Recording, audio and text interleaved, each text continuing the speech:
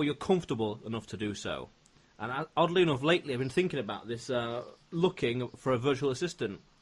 What's your thoughts on outsourcing and how you're going about it and why?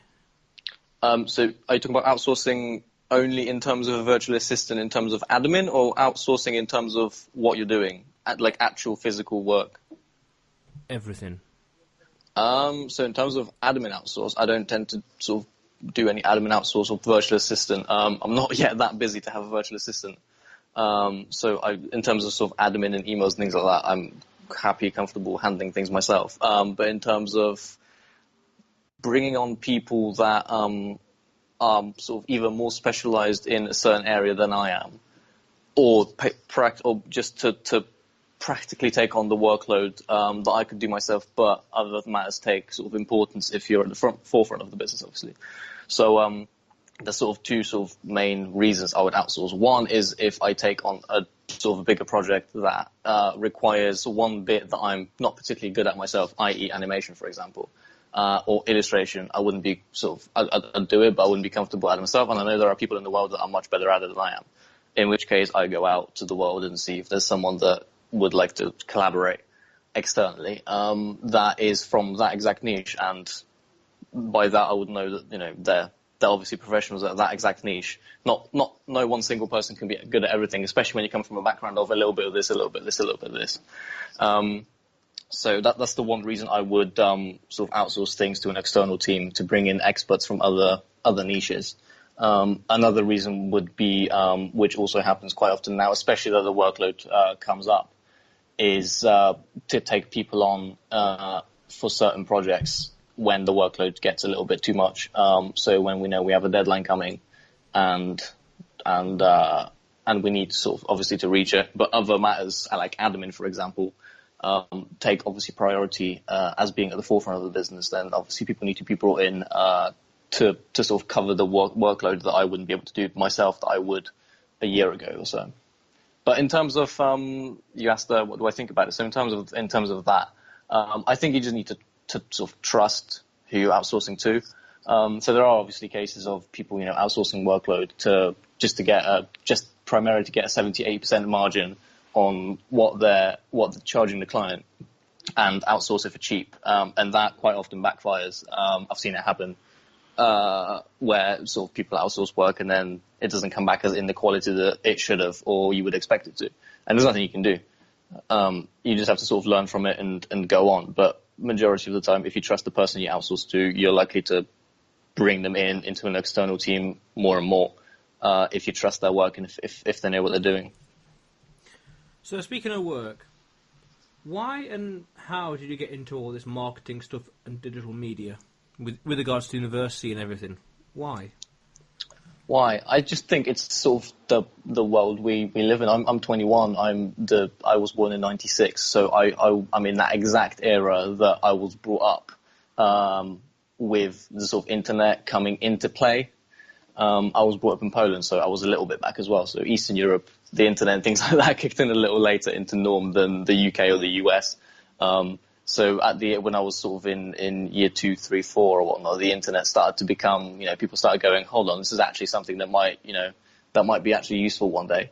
And I was just brought up to sort of, you know, oh, you don't know the answer to this, we've got a computer, Google it, sort of thing. So I was always driven to stick on the computer because it was the sort of the next thing that was progressing in the world. Then obviously social media came along as I was at the age of sort of school socializing and things like that. So the first few people that had a Twitter account and the first few people that had a Facebook account in school were always the cool kids, right? And it sort of just spiraled from that. And it just sort of progressed as anything would. Other platforms started to emerge, like Instagram, Vine, places like that. And when I got sort of to uni, obviously a little bit of sort of what was on the course, so a little bit of marketing and things like that, spiked my interest a little bit more. I decided to dive deeper and sort of learn how these platforms can obviously help businesses, whether it's community management or whether it's paid media, whether it's influencer marketing or whatnot.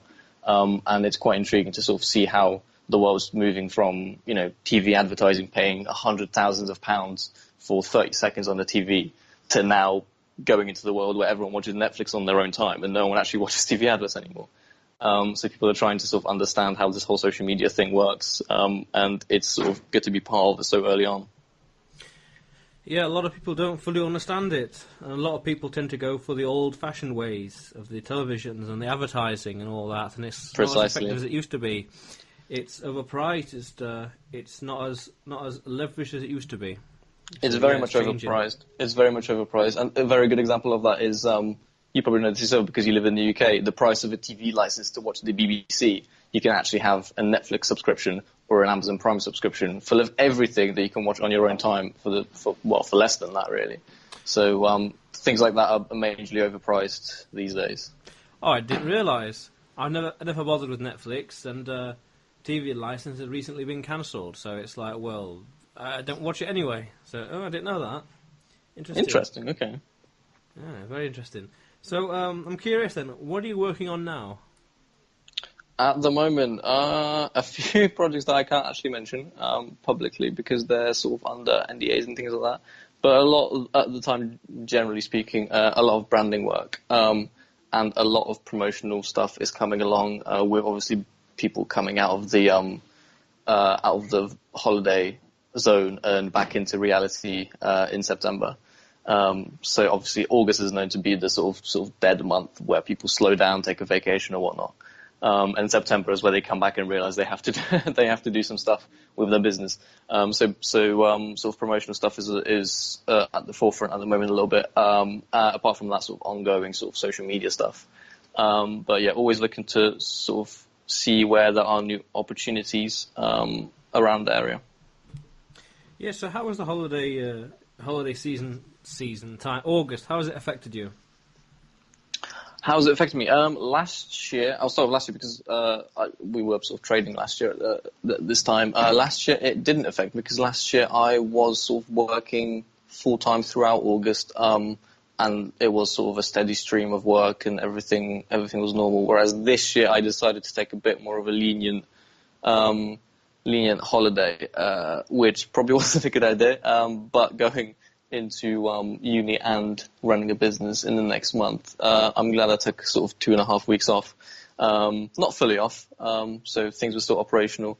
But yeah, you can feel it. You can feel August taking down a little bit because obviously of those factors, people going away on holidays and things like that, and also for the fact that I decided to go away for 2 weeks.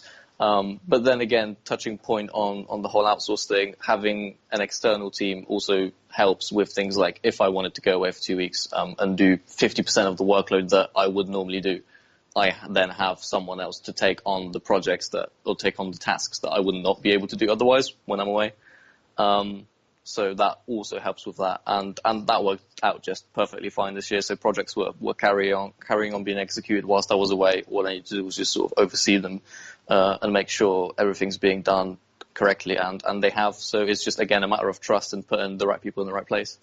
But as at the forefront of a business, when you're running one, whether it's freelancing yourself or running an agency, you can feel it that sort of certain months are sort of better than others. But then again, it's up to you to analyze and sort of act on it.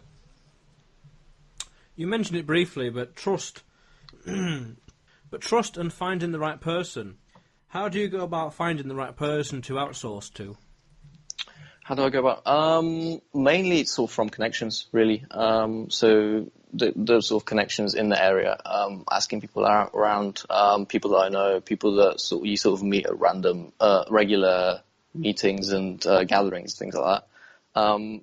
It's usually people that are either referred from others. It's usually people that either come to me saying, I like what you do. Is there any chance that I can get involved or whatever? So there's a lot to sort of go about on. And there's always a standard outsourcing when you go on the internet and you just find somewhere to outsource a particular, even if it's remotely another area in the world. So there's always that.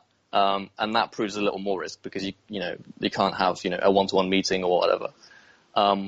But yeah, there are many different mediums where you can find these people, but face-to-face is always the best. Yeah, sounds about right. So, yeah, definitely. That's one thing. I like the idea of having someone foreign, say in the Philippines, because they can work during the night when it's over here in the UK, so you got double time. Precisely. And they'll be quite cheap over there. I heard recently, very recently, that as cheap as that $25 a month. I don't know if that's accurate or how accurate it is, but if it's that kind of numbers, then it's like, well, let's get one or two perhaps, or one certainly, and then figure out how we can use them, what they can do on the fly, you know?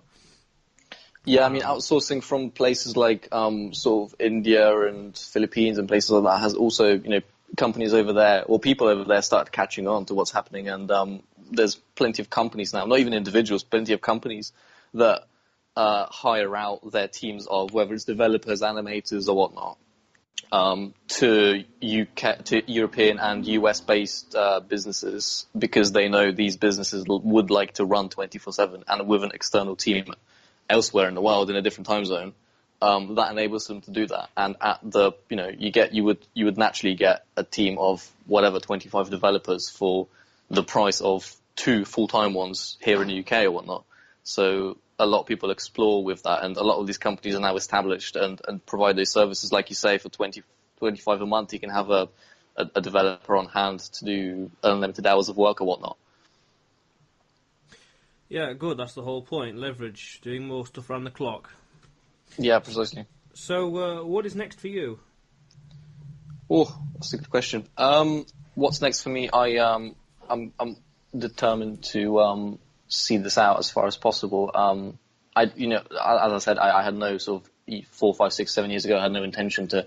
Oh yeah, one day I'm going to start a business. It just sort of happened as I did it. Because it was just a leap into the unknown, and it turned out to literally be something for me. It's like when people get up to the age of 25 and then they realize what they want to do.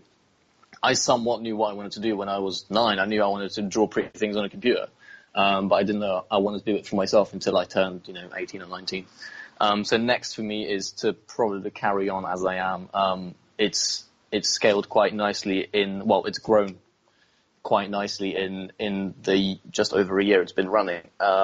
And I'm just really, really excited to see where it goes next, with sort of bigger opportunities that arise, both with this and potentially other businesses. So yeah, I'm literally taking. There's no big plans for the next 3 or 5 years or anything like that. Just taking the next year or two to see where it goes, analyze that, and then eventually sort of get to a place where the brand is sort of recognized or whatnot.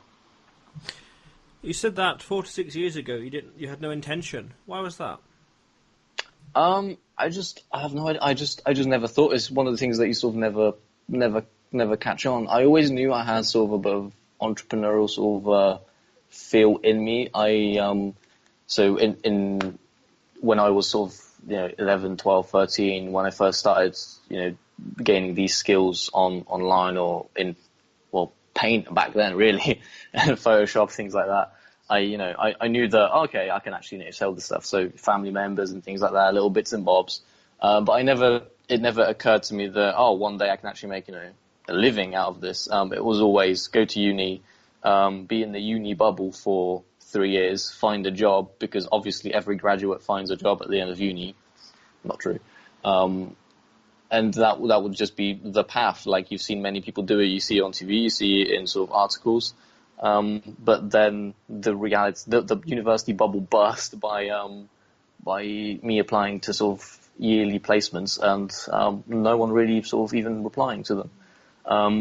So I'm one of these people that doesn't sort of bend down and cry about something like that. I'd rather just stand up and figure out what to do next in that situation. And I just went, okay, so what are the other options? And the other option was to go self-employed. And I think, honestly, this is the best time to do it, because there's people that try self-employment in when they're 40 or they're 35, when they have a mortgage and kids, and when things go south, then you're in a bit of trouble. Whereas if you do it now, whilst you're still, nothing to lose really at the age of 19, 20 to start a business, figure out it's not for you, you still got years and years ahead and to try working for someone else. But if there's one piece of advice I could give to people is that want to start their own business at the age of between 18 to sort of 25, that just do it, because now's the best time. If you don't try it now, you won't try it later, or if you will try it later and it goes south, you'll regret it. Yeah, definitely, I agree. Years ago, Oh, how many years ago? Six, seven, 5 odd years ago. Roughly same, actually. Yeah, certainly 4 and 3. I didn't think I would get into business either. I realise now that when you're not distracted by things at university or college or deadlines or other things like that, or other distractions, you have more time to sit down and think and realise who you are, what you stand for, what you believe in, what you want to do, things like that. When you're not distracted running around here and there doing stuff. And that time to think is very important, where you start to realise that, as you said, you never realised you could sell these things, bits and bobs, but once you sat down and think and realise that this stuff can actually be sold and it can be done this route to market or that here over there or doing this or doing that, then you start to piece it all together. Yeah, precisely. I even remember when I was back in college before university, I was on a level 3 extended diploma in IT. Which I got I think the highest grade in the year, triple distinction. But I know nothing from IT. Like if you opened up a computer and told me to name the parts in it today, I would just not remember.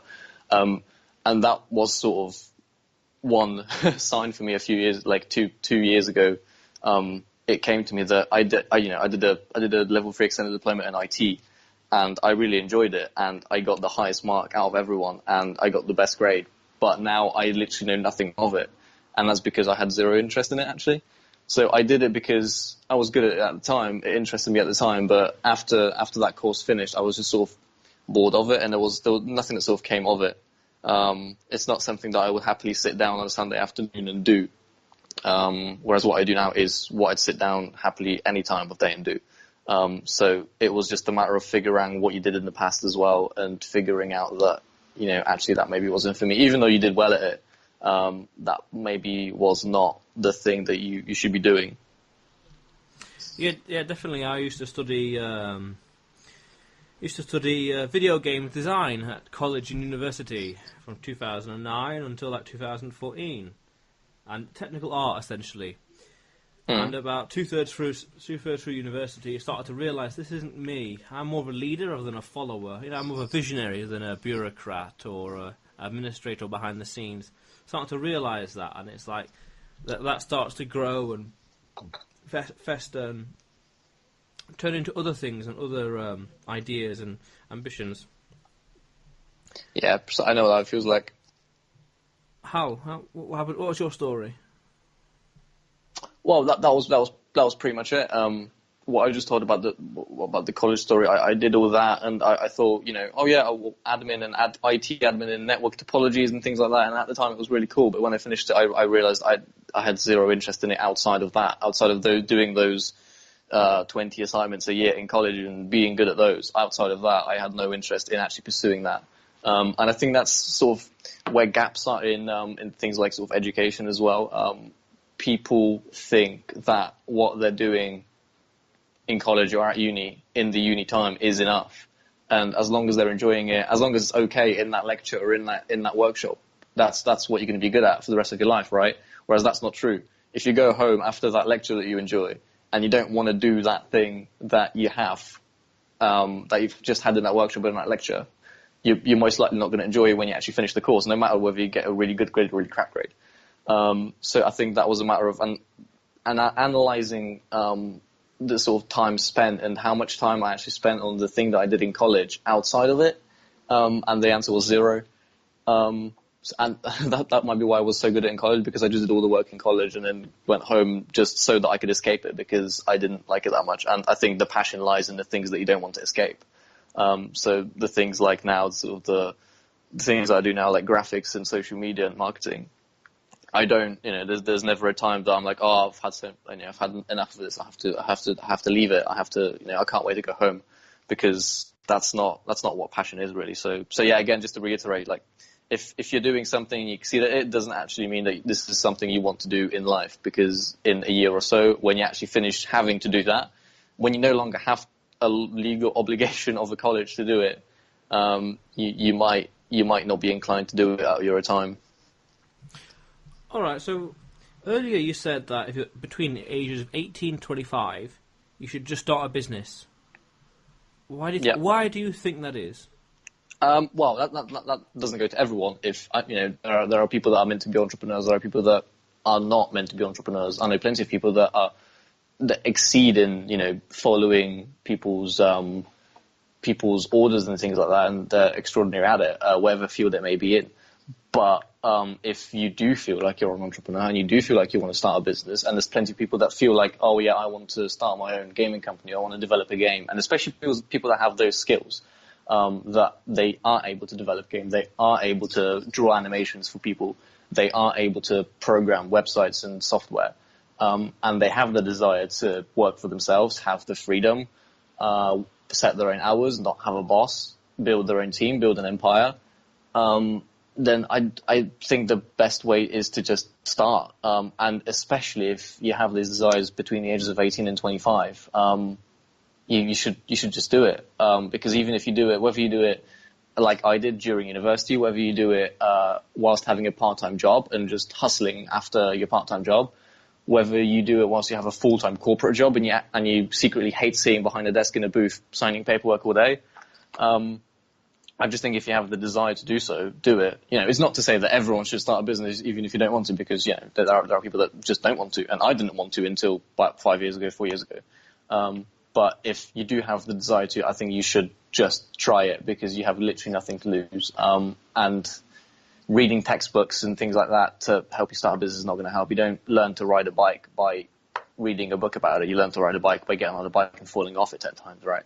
So I think if you want to do it, just try, basically, and that's the punchline, really. My philosophy for entrepreneurship is what's called the regret minimization framework. I could picture myself back in 2014, summer 2014, thinking to myself and saying to myself that 20, 40 years from then, 20, 40, 60, 80, 100 years from then, looking back at 2014 and saying to myself, Adrian, why didn't I start a business? Why didn't I do that thing? Why didn't I do this or do that or try this and try that? Why? There was no excuse.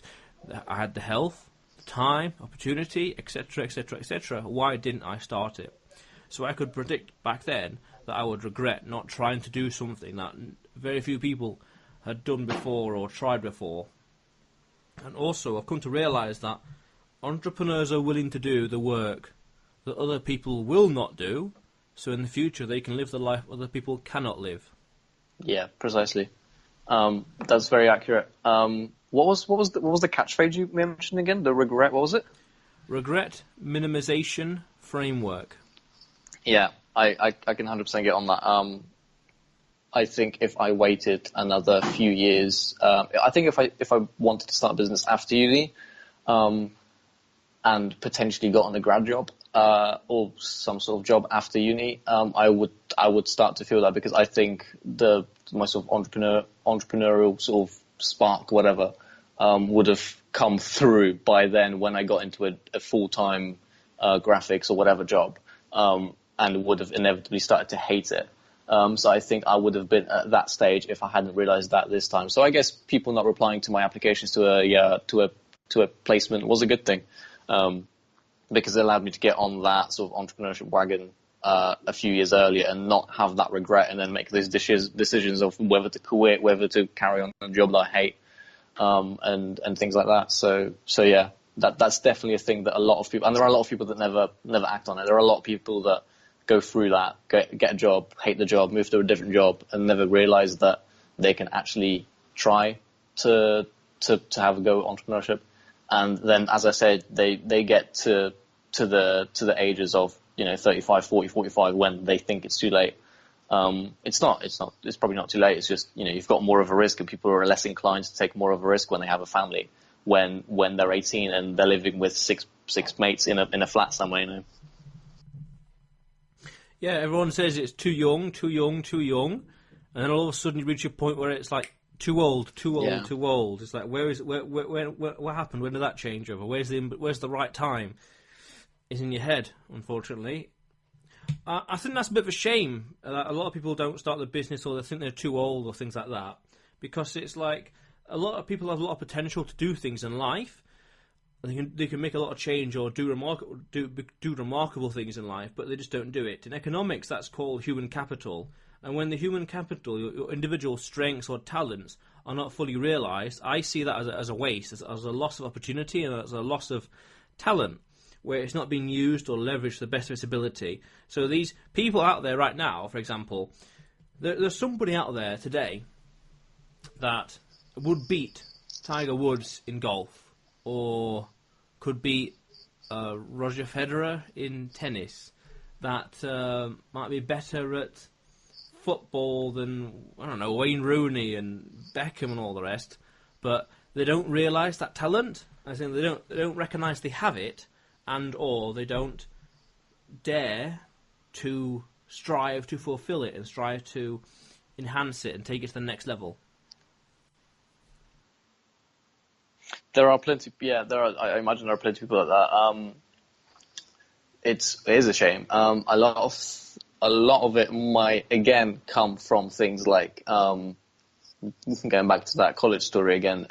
Things like doing something you think you like, and then thinking, this is good enough, and carrying on with it, and eventually sticking to it, never actually feeling 100%, and never realizing that there are plenty of corporates that sit in a booth somewhere in a call center or whatever, not realizing that they are actually amazing at bowling or golf, like you say, or tennis or whatever, and they just never do that because they're stuck in the job that they were told was the norm. And with going out by yourself, especially these days, it's so easy to go out by yourself. Back in the day, you had to go through a number of hurdles to, I imagine you had to go through a number of hurdles to start your own business and work for yourself. Whereas these days, if you want to literally be a copywriter, work for yourself, all you have to do is go to www.peopleperhour.com, sign up, and you can literally be a freelancer to do what you want for whoever you want. And that's how easy it is. And then from that, you can scale from being a freelancer to being either in a partnership or building your own business or your own agency or your own company or whatever. And it's so easy these days. People need to take opportunity of that, because even if you are a board in a booth somewhere as a corporate in a firm somewhere, wearing a tie every day, but you really just dream of drawing anime illustrations, you literally after work can just go onto People Per Hour or Upwork or whatever, or find those opportunities that are in so many places on this thing called the World Wide Web, and just do them. And that's how a lot of things start. People have jobs that they hate. They realize what their hobbies are, because they are essentially hobbies, before you realize you can actually make a living off them, and they go and do them. And those opportunities are out there. People just need to go and find them. Oh yeah, definitely, hobbies and all the rest. I'm about to today, oddly enough, and for the next month or so, I've got a good few amount of courses to create on a platform called Udemy.com, to do with entrepreneurship and not so much mindset, but certainly marketing and entrepreneurship. Creating these courses, really, and that's why I also do this podcast as well, to be seen and be discovered online. And in the middle of writing my second book on marketing and content and inbound marketing. I've almost finished the manuscript. I got a few of the paragraphs and sentences to add here and there throughout it, add examples, and then get editing, add some diagrams in there, polish it, tweak it, then release it. Ideally, way before New Year's. Amazing. Is it going to be an audiobook? Well, now you mentioned it, yes, but 10 seconds ago I had no plans for audiobook yet. But yeah, brilliant. If it's an audiobook, I'm buying it. Fair enough. I mean, down for later reference. I feel that I've not. I did my first book in audiobook. I recorded it myself, which I realised that wasn't the smartest move. And then as I finished it all, I did it in the wrong kind of audio setting, audio format. And it's like, great, all that time lost. And it's like, yesterday I was thinking about this again. The audiobooks will really help, because I know that non-fiction sells more on Audible than fiction. So it's like, definitely need to get it on there. I definitely prefer. It's interesting that you said that about doing it yourself being a mistake, because I much more prefer listening to an audiobook narrated by the person that wrote it. So I'm sure you're familiar with a guy called Gary Vaynerchuk. I could not imagine listening to a Gary V book not narrated by him, because it's just such a unique. Or Grant Cardone as well. I could not imagine listening to an audiobook by Grant Cardone not narrated by him. It would just be very odd to me. It would feel sort of I guess, more acted than it actually is. So it's interesting that you say that. But I'm yet to actually listen to an audiobook not narrated by the writer. So that might be an interesting one. Interesting. I could do that. Again. Might take about a week or so to record, but or a few days, whatever. Yeah, definitely. I thought of that, but it takes a lot of energy up front. I suppose the mistake to correct is get the right audio format, and it's like, yeah, okay, sort of, that's half the battle. But yeah, so working on that. So yeah, and because you mentioned the people per hour, I was thinking, what am I doing that's equivalent to that? You know, just testing myself. What am I doing? It's Udemy. It's this podcast. It's the book. Putting my own stuff out there. Because with the regret minimization framework, I could picture myself 10, 20 years from now saying, why didn't I write a book? Why didn't I start a podcast? A great way to connect, great way to build a platform, be discovered, and write a book. Well, everyone, this is my philosophy now. Everyone has got a university degree, masters, bachelors, whatever, BSc, MSc, whatever. But so they've got a lot of smart people out in the world. Smart people by definition, or kind of. But how many authors do you know? How many people have taken what they know, put it into a book, and put that book for sale online? So they're putting their ideas, is it valuable to someone? And they're willing to pay 10, 25 odd quid, whatever? Yes, they are. Well, then your idea is smart, it's worthwhile, it brings value to the world, as opposed to a dissertation, which kind of brings value, as opposed to a thesis, which brings a bit more value, but not as much as a dissertation, but not as much as a book. Well, that again brings us back to how sort of the internet and things like that have evolved. You now have the things that enable you online to publish a book, either if it's an audiobook or a ebook. It's so easy to publish an ebook. You just go on Amazon and publish an ebook. You don't need a publisher. You can self-publish it. You can release it as a PDF guide if you wanted to, and call it a book. Again, those things allow us to sort of do these things these days much easier than they were, many years ago. And then again, those are opportunities that people need to take advantage of. Much like social media, the opportunity is out there. You have the top 6 things to talk to people all around the world, and people aren't using them. It's the same with anything. It's the same with the people per hour thing. It's the same with the book thing. If you want to write a book, you literally can just write a book and release it, and that's it. Yeah, this is what I've been telling people for ages, for about a year now, to write a book. Write a book. Supply and demand. Loads of degrees. How many authors do you know by name? No one. Next to no one. You're unique then. Distinct advantage. Go for it. Precisely. There you go. And you said top 6. What do you mean by top 6 exactly? I think I was mentioning platforms. So top 6 platforms. So Facebook, Twitter, LinkedIn, Instagram, probably Pinterest and Vine, depending on what you're doing. But yeah, there's the top platforms that people use, whether it's corporate or freelance or startup, that people just don't utilize enough. There's so many companies that just don't use Facebook, or they don't use Instagram, or they don't use Pinterest, and that's where I guess jobs like mine and yours come in to sort of guide them in the right direction. But many years ago they didn't have those options.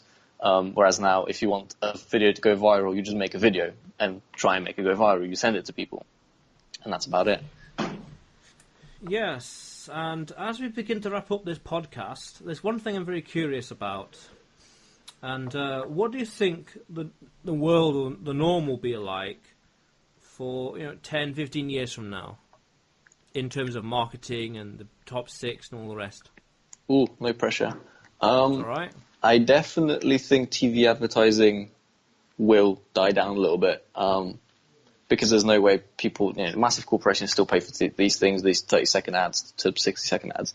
But I definitely think, things like Netflix and Amazon Prime and things like that will definitely come into the light a lot more than they are. I mean, they're multi-billion companies now, but give it 10 years and, everything you watch now will most likely be on a demand platform that you can pause, stop, do whatever with, as you need. I definitely think VR will definitely be somewhere there. VR is not really my specialty. I don't know enough about it, but I know enough to know that it's big and it's going to get big. So VR is definitely something that people need to look out for, and especially there are a lot of startups that sort of dabble in that area. I mean, Facebook didn't buy Oculus Rift for no reason. So there's definitely something there. Similarly to AR, AR will probably be a lot more norm than it is now.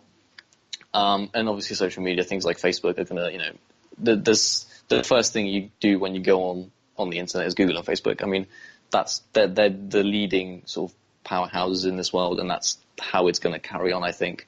Whether it's them absorbing other things like they did Instagram or WhatsApp, or whether it's them coming out with other things that will aid people. I don't know what the actual stat is for how many people in the world, what the percentage is for what the percent of people of the world use social media, but I think that's going to get a lot higher, especially as the world progresses, because as 20, 30-year-olds turn 60, 70, we're still going to be using it, whereas the 50, 60, 70-year-olds of today's world, well, not all of them do. So that's definitely going to be a thing that's going to be transpiring in the next 50, sort of 60 years. Yeah, I think these things you mentioned will come along in the next 10, 15 years with regards to VR.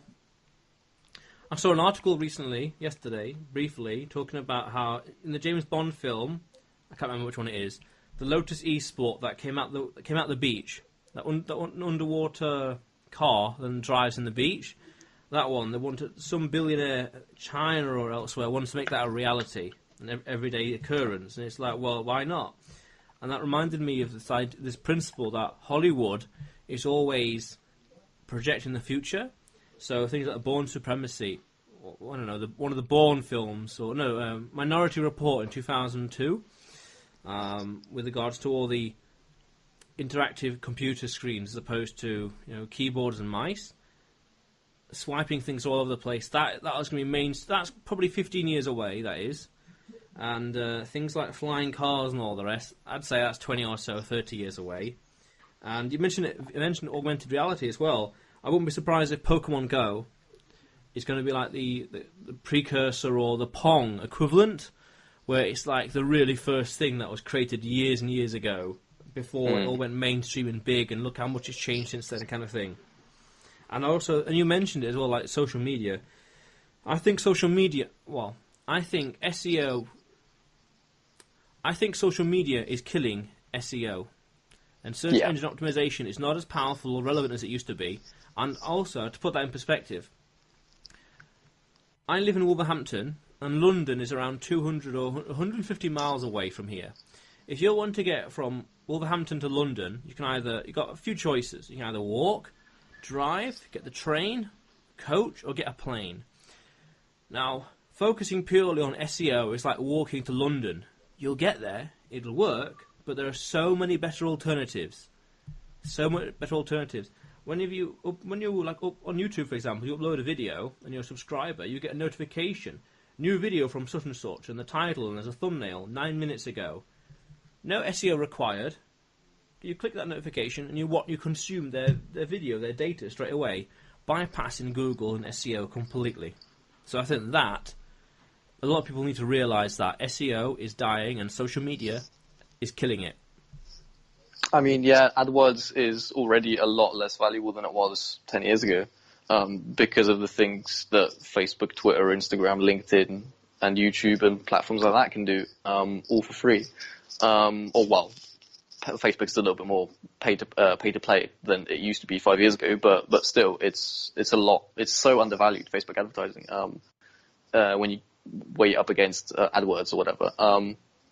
But it's interesting what you said about the Pokemon Go thing, like how cool it would be in how cool and how not so out of the reach it would be in 10 years time to call a friend on Facebook Messenger and just have a AR hologram of them pop up, or use some sort of a new modified QR code to find sort of strange things or advertising around the city or directions or there's endless possibilities of what can happen with things like AR and VR, and I don't think they're that far out of reach. VR probably a little more, but AR, I don't think that's things like that far out of reach. I think VR is 15 or so years away, 10, 15 years. Yeah, definitely. It's similar to the 3D glasses, 3D TV and 3D film, where it didn't quite take off, and that's been around since the 80s, but it hasn't quite taken off for one reason or other. Probably like convenience or something like that. There's a lot, and also as a side note, that phrase that SEO is dead and social media is killing it. I think that's the first few words in my book as well, or certainly at the start of it. Yeah. That's going to be interesting. It is. SEO is dead and social media is killing it. Or dying, that's it. But, Looking forward to read that, or listen to it. Yeah, well, why not both, you know? Yeah. Other people want to read it as well, Dennis. So, yeah, Dennis, it was great having you on the show. Brilliant. Thanks for having me. I look forward to seeing it out. Yeah, thank you very much. It'll be out before you know it. And what's the best way for the audience to get in touch with you? The best way to get in touch with me is probably to follow me on Twitter, _ Denis Brzozowski, and the same handle on Instagram. And if you just search my name on LinkedIn, I guess you provide my full name or something in the description or whatever, and they can just search that on LinkedIn and add me. Happy to talk to anyone. What website at all? Website, you can see me on www.denisbrzz.com, and the company website is wolfdencreative.com. What was the name of the website again? denisbrzz.com. No, the other one. Wolfden Creative. So Wolfden Creative. Aha. I thought it said Walden Creative. No. Okay. I'll add those in the show notes. Fantastic. Show notes below. Cool. All right. Well, Dennis, it was great having you on the show. Brilliant. Fantastic. Thank you. Thanks a lot for coming on. Thanks. Have a good day. And ladies and gentlemen at home, if you haven't already, click on the subscribe button below and press the bell notification right next to it for the latest uploads. Because this channel and this podcast is all about helping you become a remarkable entrepreneur. So go out there today and do something remarkable. How cool is that?